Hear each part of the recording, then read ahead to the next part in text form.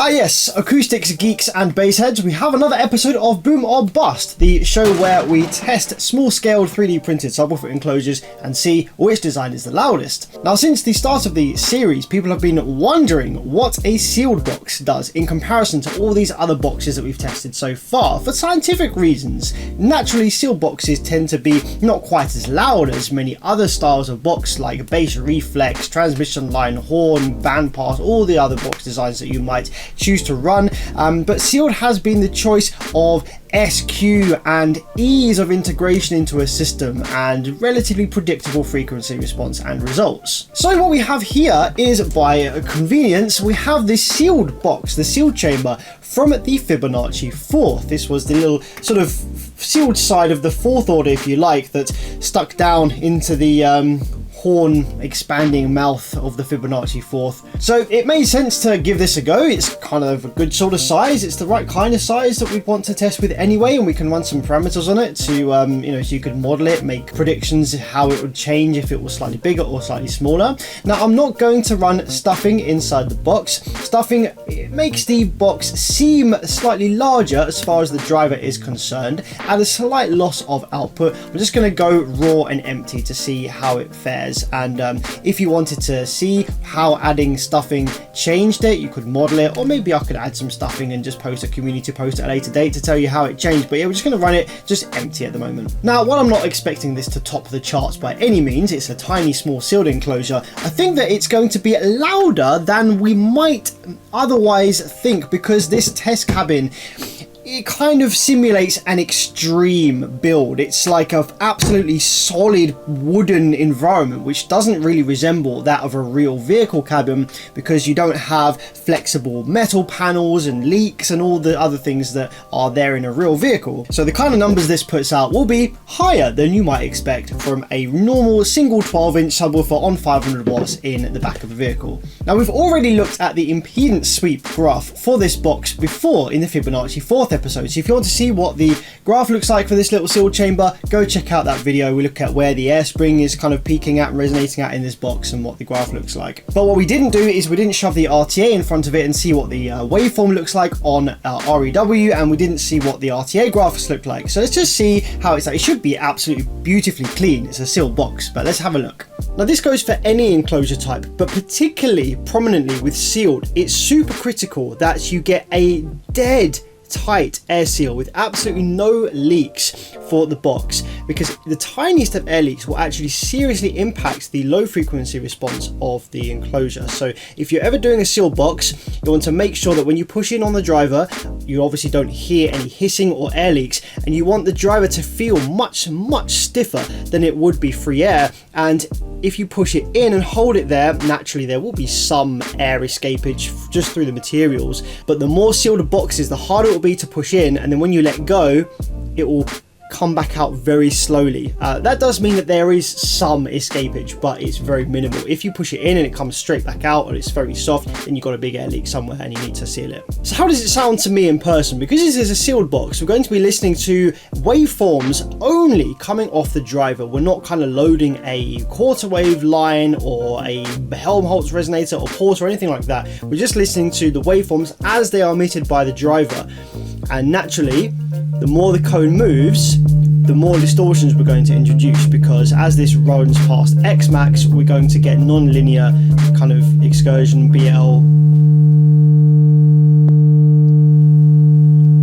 So it sounds okay at this volume level. There's harmonics now, like a fair bit, and loads and loads of harmonics. So that is literally just us pushing the mechanical limits of the driver too far and introducing a bunch of distortion. But keeping this within, I think, the 1 or 1.5 mil of X max that it says it has. Sounds good to me. And the higher frequency you go, the less excursion you have for its relative output. So 198 sounds a bit better to the ear. Still some distortions though at the higher limit of excursion here. You can also actually hear the air chafing from behind the driver. So the basket on this driver is quite limiting in letting the kind of pressures that are generated by the rear of the cone out through the gaps and through the motor and the coil and all the air pressures around that area. So you can actually hear the air chuffing sounds from inside the box that's happening just through the paper of the driver. 270 sounds way cleaner. Yeah, there's not very much distortion on that one that I can really make out. At that level we can, and you can see on the driver here, I don't know if you can tell, but what I was saying before happens with this driver. I don't know if it's something specific to this speaker, whether it just doesn't have enough mechanical control or something, but at the higher frequencies, when you push it hard, the driver pushes itself out and oscillates around a new kind of center point. Look at this. And you see it goes back in. I've seen large subwoofers do that as well at the higher 40 to 60 hertz range, and it tends to be woofers that are relatively soft suspension but have quite a high motor force. For some reason seems to do this, and I don't have personally an answer for that, but I'd love to hear your thoughts in the comments if you know anything about it. And 360, yeah, sounds beautifully clean, but again doing that thing where it pushes the driver outwards.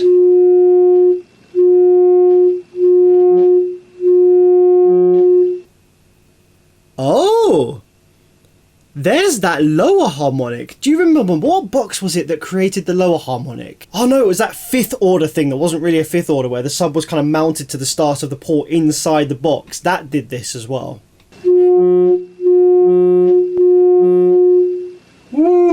So yeah, we're clearly overpowering the driver considerably there on power, but also seems just mechanical like control. It just completely loses it up there.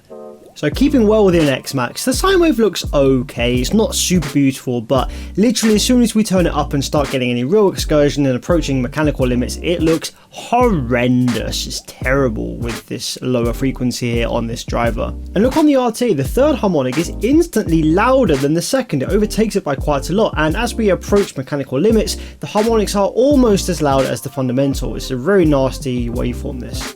Next frequency up at 198 is better. It's still a little pointy, a little bit uneven on the top and bottom of the sine wave, but as we push it harder and get closer to limits, you can see, yeah, it really does deform and gets very pointy. In fact, the 198 is better with the harmonics in pretty much order as we go up, but they're still quite prominent, and actually as we approach the limits there, you see the third does just slightly overtake the second. Next one along, the 270 is much more rounded. It's not very symmetrical between top and bottom though, and this is probably due to the driver like leaning out and pushing outwards and not oscillating around a fixed center point really anymore. Our 270 has better separation between the fundamental and the second harmonic, and actually harmonics above the second don't really start appearing until we really get to the very limit of this driver here. So it's mostly just the second harmonic that's prominent here. And the same kind of thing for the 360. It's cleaner again, but it's still not perfectly symmetrical either. You've got the fundamental and the second, which is not that strong at first, comes up quite high as we reach the limit, and the third just peaks its head up as we reach the limit.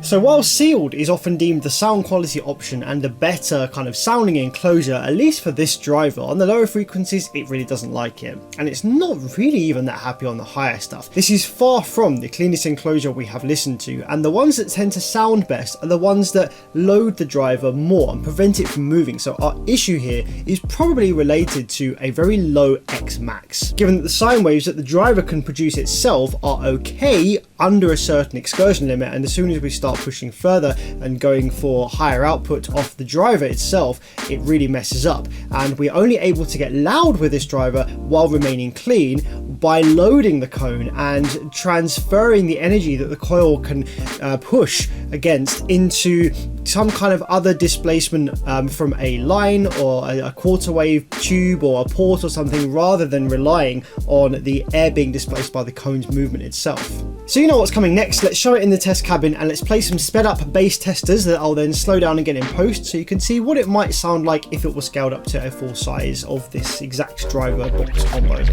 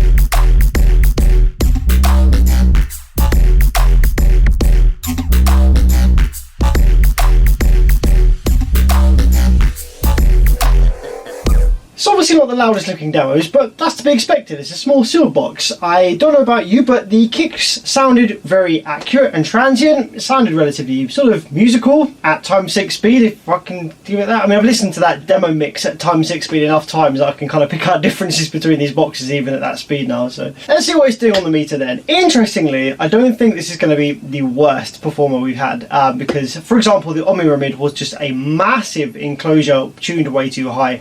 So it was almost not in an enclosure at all for the most part. So this probably will do better than the nsvaudio, but I'm interested to see how it fares up against other ones like the random 5th order thing that wasn't really a 5th. So let's start off with 25 scaled hertz, which is 150 hertz here. See what kind of scores we're putting up. 135.3, okay. 132.2, so a little bit lower, but still like decent pressure in there. 124.9, so there's a huge drop off there between the 33 scaled hertz and the 40 scaled hertz, and that's most likely to do with the cabin resonance here, because the sealed box will actually prefer playing higher frequencies here, and especially with this driver. So the difference, the drop in output is just because we're not getting any added boost from any of the modes of this cabin. 125.5. So that's actually a little bit louder than it was at the 40. So 60 hertz, a bit louder than 40. Interesting. All right, let's seal off the cabin to the best of my ability. Get a nice seal on the door there, and test again, all sealed up. 126.6. The driver is not happy in there. It started buzzing actually. It's just picked up a bit of mechanical buzz. I wonder whether that's a tinsel lead or part of the cone or something. A 127.9, so a little bit louder than at the 33 scale. That's because the quarter wave mode is still actually in effect even with the door closed. 121.6. 122, so a little bit louder again. So how does our little sealed boy stack up on the leaderboard then? We get a 129.48 with the door open average and a 124.53 dB average with the door closed, placing it not in last place. It's actually above the Travesty and the nsvaudio, proving that a standard sealed box that's correctly sealed will be louder than maybe some experimental design that just doesn't work. Although saying that, it is much quieter than all of the others, including like the Nuta shooter and the bass barrel, which actually perform quite well in comparison in terms of output at least. And I would say, well, with the sealed you get the benefit of better SQ, but in this case not necessarily. It just doesn't seem to sound that great. There's quite a lot of distortions and stuff. I think it's mostly to do with the driver, and as I said at the start of the series, it is very difficult to find a 2-inch driver that represents a 12-inch subwoofer when scaled down. It doesn't seem to exist. We need a 2-inch driver